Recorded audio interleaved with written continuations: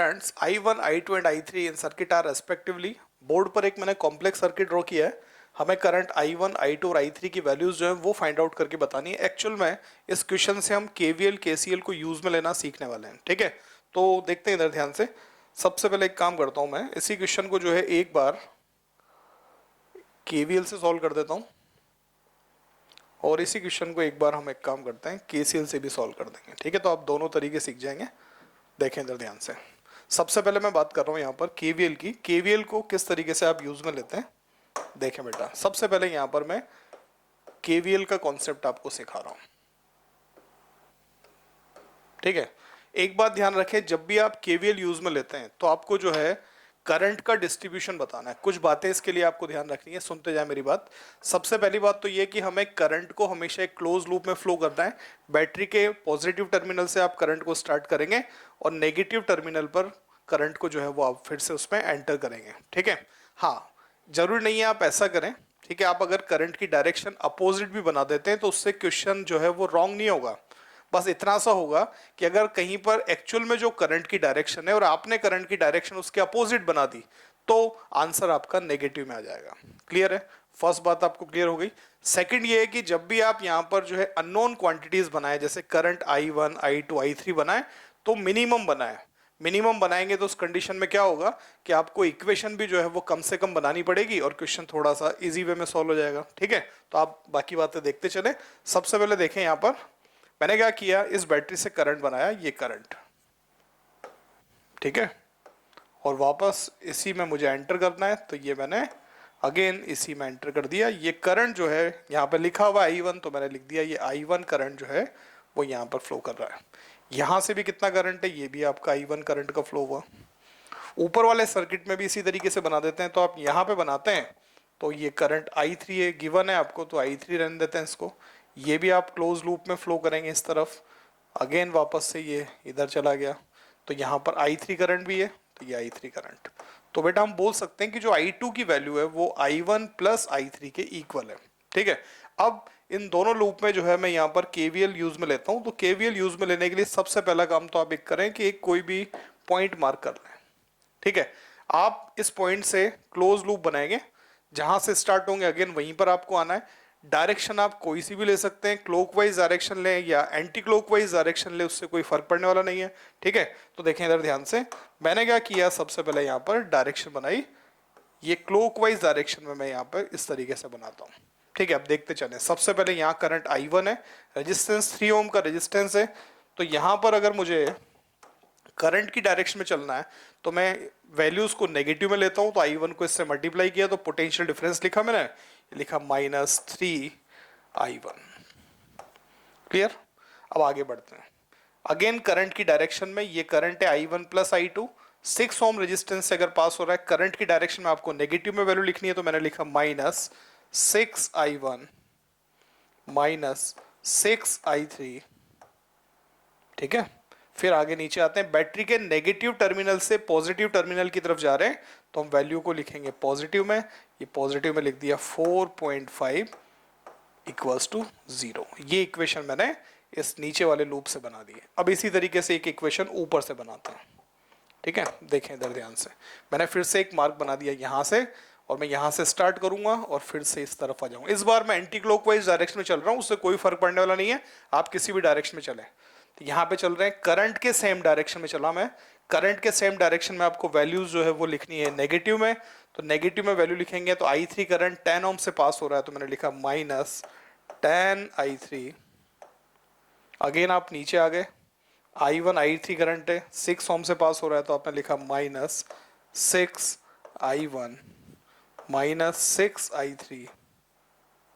और फिर आप बैटरी के नेगेटिव टर्मिनल से पॉजिटिव टर्मिनल पर गए, तो आपने वैल्यू को पॉजिटिव में लिख दिया, ये आपका 3 इक्वल्स टू 0। इस तरीके से आपने दो इक्वेशंस बना दिए, ठीक है। इन दोनों इक्वेशंस को सॉल्व करते हैं।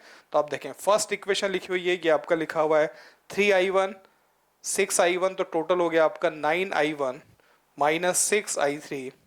इसे आप उधर शिफ्ट करेंगे तो ये भी नेगेटिव हो जाएगा और नेगेटिव नेगेटिव सब कैंसिल हो जाएंगे। मैं डायरेक्ट इक्वेशन लिख रहा हूँ, तो इक्वेशन मुझे मिलेगी यहाँ पर 9I1 plus 6I3 equals to 4.5।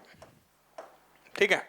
इसी तरीके से नीचे वाली इक्वेशन में आते हैं। यहाँ देखें आप -10i3, ये आपका माइनस में है तो टोटल हो जाए, ये उधर जाके प्लस में हो जाएगा तो माइनस सब कैंसिल हो जाएंगे। तो ये लिख देता हूँ डायरेक्ट यहाँ पर 16i3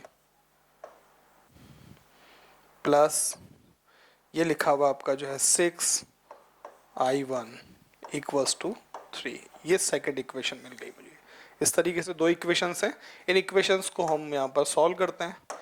जैसे मैंने क्या किया, ऊपर वाली इक्वेशन को जो है मल्टीप्लाई कर दिया 2 से, नीचे वाली इक्वेशन को मल्टीप्लाई कर देता हूँ 3 से, साइन को मैंने चेंज किया तो ये आपका 18i1 और ये भी आपका 18i1 कैंसिल आउट हो जाएगा। ठीक है, यहाँ से वैल्यू मिल रही है आपको, ये वैल्यू है 12i3 और नीचे से वैल्यू मिल रही है -48i3 इक्वल्स टू, इस तरफ वैल्यू आ रही है आपको 4.5 को 2 से मल्टीप्लाई किया तो 9 और 3 को 3 से मल्टीप्लाई किया ये भी 9 माइनस में तो आंसर 0। तो मैं बोल सकता हूँ यहाँ पर i3 की वैल्यू जो है वो मुझे 0 मिल रही है। ठीक है, तो हम बोल सकते हैं इस ब्रांच में जो है वो करंट की वैल्यू 0 है। i3 की वैल्यू किसी भी एक इक्वेशन में पुट कर देते हैं। मैं इस इक्वेशन में वैल्यू पुट कर रहा हूँ तो आप देखें यहाँ पर सबसे पहले लिखा हुआ 9i1 plus 6 into 0 equals to 4.5। ये तो टर्म 0 हो गई और i1 की अगर मैं वैल्यू लिखता हूँ यहाँ पर तो i1 equals to 4.5 divide by 9 equals to 1/2 ampere का करंट होगा। और आपको पता है इस ब्रांच में i2 की वैल्यू i1 प्लस i3 है। i3 की वैल्यू अगर 0 है तो i2 की वैल्यू भी किसके इक्वल होगी, वो आपके i1 के इक्वल होगी। तो हम बोल सकते हैं यहाँ पर 3 ओम रेजिस्टेंस से जो करंट है i1 उसकी वैल्यू 1/2 है। 6 ओम रेजिस्टेंस में जो i2 करंट है उसकी भी वैल्यू i1 की इक्वल है तो इसका मतलब ये भी 1/2 है। और 10 ओम रेजिस्टेंस जो है उसमें करंट की वैल्यू जो है वो 0 आ रही है। इस तरीके से हम यहाँ पर KVL यूज में ले सकते हैं। अब फिर से इसी क्वेश्चन को देखते हैं। अब हम यहाँ पर KCL यहाँ पर लगाते हैं। तो KCL यूज में लेने के लिए बेटा आपको क्या करना है, सबसे पहले जहां पर रेजिस्टेंस कनेक्ट है वहां पर आप एक जंक्शन बनाए। ये जंक्शन बना दिया, इस पॉइंट पर ये KCL लिख देता हूं। कॉमन पोटेंशियल मुझे फाइंड आउट करना है। फिर आप एक काम करें, बैटरी जहां पर कनेक्ट हो रही है, ये बैटरी भी इस पॉइंट पे कनेक्ट है, ये बैटरी भी इस पॉइंट पे कनेक्ट है, एक कॉमन पॉइंट बना दें, उस पर हम अर्थिंग बना देते हैं। ये अर्थिंग बना दिया, इस पॉइंट पर पोटेंशियल की वैल्यू 0। ठीक है, क्योंकि हम जानते हैं अर्थिंग V इक्वल्स टू 0 है। ठीक है, अब देखें इधर ध्यान से, यहां पे अगर पोटेंशियल 0 है तो कंफर्म इस पॉइंट पर 0 होगा और पॉजिटिव टर्मिनल पर हम लिख सकते हैं अब 4.5, क्योंकि बैटरी का पोटेंशियल डिफरेंस 4.5 है। जब तक आप यहाँ 0 नहीं लिखेंगे तब तक पॉजिटिव टर्मिनल पर +4.5 नहीं लिख सकते। तो अब आप 0 लिख दिया तो इसको +4.5 लिख देंगे। तो मैं यहाँ नहीं लिख के यहाँ लिख रहा हूँ, इस जगह पर पोटेंशियल लिख सकता हूँ 4.5 वोल्ट। ठीक है, इसी तरीके से यहाँ आते हैं, बैटरी के नेगेटिव टर्मिनल पर अगर पोटेंशियल की वैल्यू 0 है तो पॉजिटिव टर्मिनल पर आप, क्योंकि 3 वोल्ट का पोटेंशियल डिफरेंस है तो आप यहाँ पर 3 लिख सकते हैं। ये 3 वोल्ट आ गया। क्लियर है? अब देखते हैं बेटा यहाँ पर। ठीक है, हम यहाँ पर इक्वेशन लिखते हैं तो KCL में हम लिखते हैं यहाँ पर i1 plus i2 plus i3 equals to 0। Current लिखना है आपको तो पोटेंशियल डिफरेंस अपॉन रेजिस्टेंस। ठीक है, पोटेंशियल डिफरेंस इस रेजिस्टेंस के अक्रॉस अगर बात करें तो VC इस तरफ है, इस तरफ 4.5 है। आप चाहें तो 4.5 माइनस VC भी लिख सकते हैं, आप चाहें तो VC माइनस 4.5 भी लिख सकते हैं। ठीक है, पर सब जगह पर एक जैसा लेना है। यहाँ पर आपने VC माइनस 4.5 लिखा तो इधर भी आपको VC माइनस 4.5, इस तरफ भी क्या लिखना है आपको VC माइनस 0, इस तरीके से लिखना है।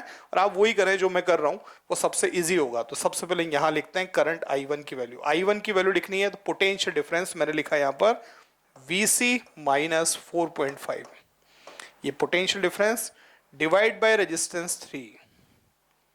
ठीक है, इस ब्रांच में आते हैं, यहाँ लिखा आपने तो यहाँ लिखा VC माइनस 0 डिवाइड बाय 6। ऊपर वाली ब्रांच में चलें तो इधर आपका VC इस तरफ 3 वोल्ट है, यहाँ लिखेंगे आप, ये लिखा आपने VC minus 3 divide by 10 equals to 0। ठीक है, इसे आप थोड़ा सा सेपरेट कर लें। मैंने लिखा VC बाई 3, यहाँ से लिखा VC बाई 6, यहाँ से लिखा VC बाई 10 इक्वल्स टू, इसे शिफ्ट करके इधर शिफ्ट कर दिया तो ये बन जाएगा आपका 4.5/3। ठीक है, यहाँ से मिलेगा 0, इधर शिफ्ट हुआ तो ये 0 है, और यहाँ से आप शिफ्ट करेंगे तो मिलेगा 3/10 के इक्वल। इन दोनों इक्वेशंस को सॉल्व करते हैं। यहाँ एलसीएम लिया मैंने 30। ठीक है, यहाँ लिखूंगा मैं 10 VC प्लस, यहाँ लिखूंगा 5 VC प्लस, यहाँ लिखूंगा यहाँ पे 3 VC। ठीक है, इक्वल्स टू, इस तरफ भी एलसीएम लिया तो ये हो गया 30, यहाँ लिखता हूँ मैं तो ये हो जाएगा, मल्टीप्लाई किया तो 45 प्लस यहाँ लिखा मैंने मल्टीप्लाई किया तो 9। इसे आप कैंसिल आउट करेंगे, यहाँ से वैल्यू मिलेगी आपको ये 18 VC इक्वल्स टू आपको वैल्यू मिल रही है 54। ठीक है, तो VC की वैल्यू जो बेटा मिल जाएगी आपको वो होगी 54/8 की आपने, तो 3 वोल्ट जो है वो कॉमन पोटेंशियल की वैल्यू आ गई इस पॉइंट पर। ठीक है, इस पॉइंट पर आपने कॉमन पोटेंशियल की वैल्यू फाइंड आउट कर दिया। अब हम इन ब्रांचेस के करंट बनाते हैं। तो करंट बनाना है आपको, तो देखें यहाँ पर इधर 3.3 वोल्ट है, इधर 4.5 वोल्ट है, तो मुझे अगर I1 करंट की वैल्यू लिखनी है तो ये I1 करंट की वैल्यू हो जाएगी हाई पोटेंशियल से लो पोटेंशियल की तरफ, इस तरफ वैल्यू है कितनी, 3 वोल्ट है जो हमने फाइंड आउट किया है। 4.5 से 3 वोल्ट हाई पोटेंशियल से लो पोटेंशियल करंट का फ्लो होगा, और पोटेंशियल डिफरेंस आएगा 4.5 माइनस 3 डिवाइड बाय रेजिस्टेंस 3, तो वैल्यू आपको मिलेगी ऊपर 1.5/3, या मैं बोल सकता हूँ 1/2 एम्पियर का करंट इसमें फ्लो करेगा। ठीक है, इसमें आते हैं यहाँ पर I2 की वैल्यू। I2 की वैल्यू आपको लिखनी है, इस तरफ 3 वोल्ट है, इस तरफ 0 है, तो high potential to low potential current का फ्लो होगा। 3 minus 0 potential difference divide by 6, तो आंसर आपको अगेन 1/2 एम्पियर का करंट आ जाएगा। ऊपर चलते हैं, इधर 3 वोल्ट है, इधर भी 3 वोल्ट है, तो आपको पता है दोनों तरफ पोटेंशियल की वैल्यू अगर इक्वल है तो करंट का फ्लो जो है यहाँ पर होगा ही नहीं। इसका मतलब हम बोल सकते हैं I3 की वैल्यू जो है वो 0 होगी। तो आप इस तरीके से KVL और KCL दोनों को यूज में ले सकते हैं। अगले क्वेश्चन में हम इससे आगे देखेंगे।